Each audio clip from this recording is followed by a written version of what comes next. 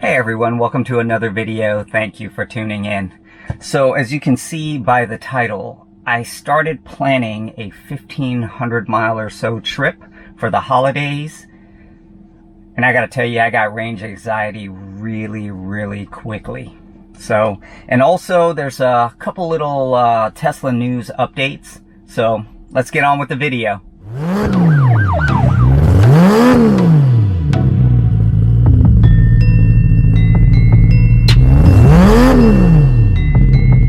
Okay guys, well, since there's not that much Tesla news, let's get started with that. Essentially, if you are going to take delivery of a Tesla Model 3 or Y within the next, couple weeks, I guess before the 31st, before the new year, you are eligible to get a year's worth of free supercharging. So that's a pretty good deal. For some people, that might swing the deal because they're trying to get the most out of their purchase. For others, maybe it's not worth it because I think the biggest drawback is going to be that not all of the updates have been done to the Model Y yet. You know, I know it's got a few of the things that we thought were coming, but there's still no possibly heated steering wheel, as well as really the big one for me is going to be the 82 kilowatt battery pack. For me, I think if you were on the fence about getting one right now versus in a couple months, I think that would be the winner right there, is that if you can wait for the 82 kilowatt battery pack, I think that's going to make a huge difference in the long run. Now, the year's worth of free supercharging, I think that equates to roughly about anywhere from $800 to $1,000 of savings for the average driver. I think that's right around 12,000 miles, depending on where you are. But, I mean, it is a good deal, and Tesla doesn't really give away many things anymore. So if you have the occasion and the opportunity to pick one up before the end of the year, now's a good time to do it. So now the other bit of news that Tesla is reporting is that they are going to shut down their Model X and Model S production lines.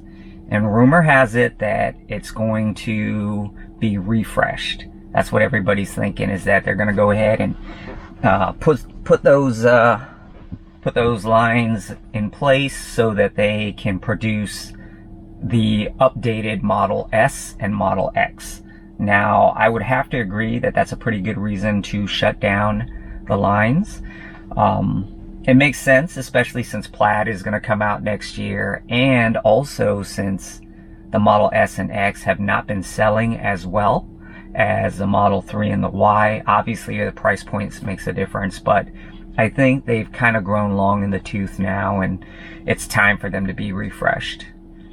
I hope, now this is not a rumor, this is just me talking, I hope that while the production line is down, that they actually now take the time to incorporate the new battery technology, the bigger batteries, and put them into the Model S and the Model X. And that's typically what manufacturers do anyway. They put all their latest, greatest stuff in their most expensive cars and let it trickle down. But it would be a good way for them to kind of promote sales for the S and X if it has the latest, greatest batteries in them for at least a little while before all the other cars get them. But again, that's just me talking. That's not a rumor. That's not anything, you know, that's out there. At least I don't think. But yeah, I think it would be a smart play on Tesla's part. Now, let's get to my range anxiety about planning my trip. All right, well, I have decided to go from Central Florida to the North Carolinas. It's roughly, I would say, 1,500 miles, you know, round trip. When I get up there, I'm going to drive around, go into the mountains and whatnot. And so the way I planned it out was I didn't really look at where chargers were.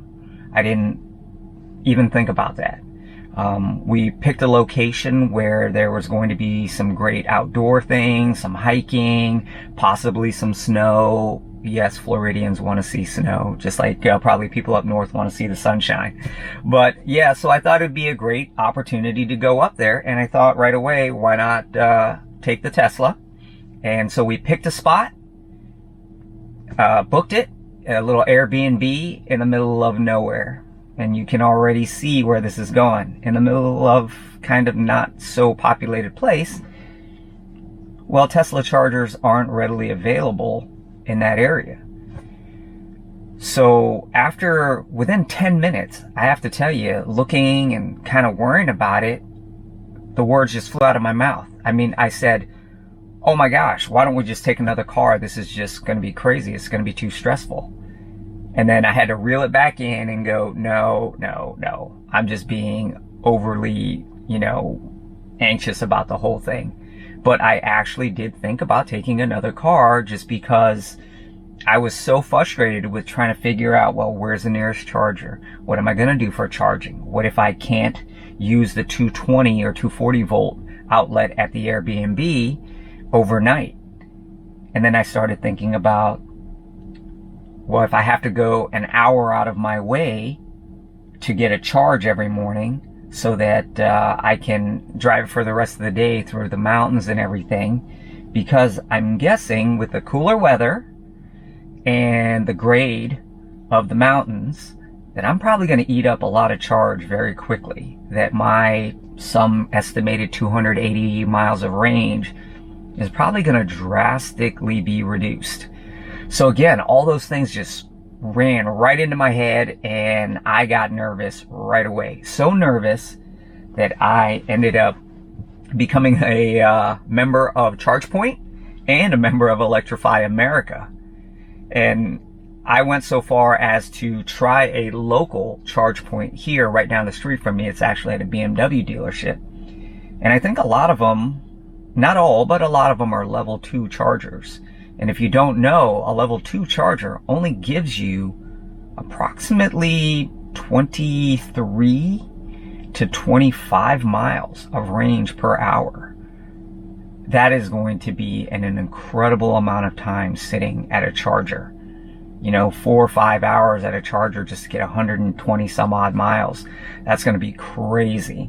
So then that got me again worried on the whole idea of what am I going to do for charging, and again, if the supercharger is on the way to, let's say, one of the parks that I'm going to or whatnot, great.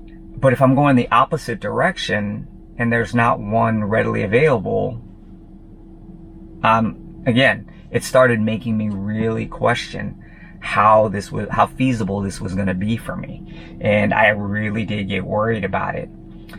All that being said, regardless of all that, I'm going to go through with it. I'm going to do the drive, go, and probably, I think I'm a week out now. So I'll be, going to the Carolinas, next week. And I'm going to just try it out regardless and make the event happen. But the reason I'm bringing this up is that I want you guys to know, as new Tesla owners, this is probably what you're going to go through. Because I'm not planning my vacation around a Tesla charger. I planned my vacation around a destination that I wanted to go to, and I'm crossing my fingers that charging will be convenient in that area. So I'm sure it's doable.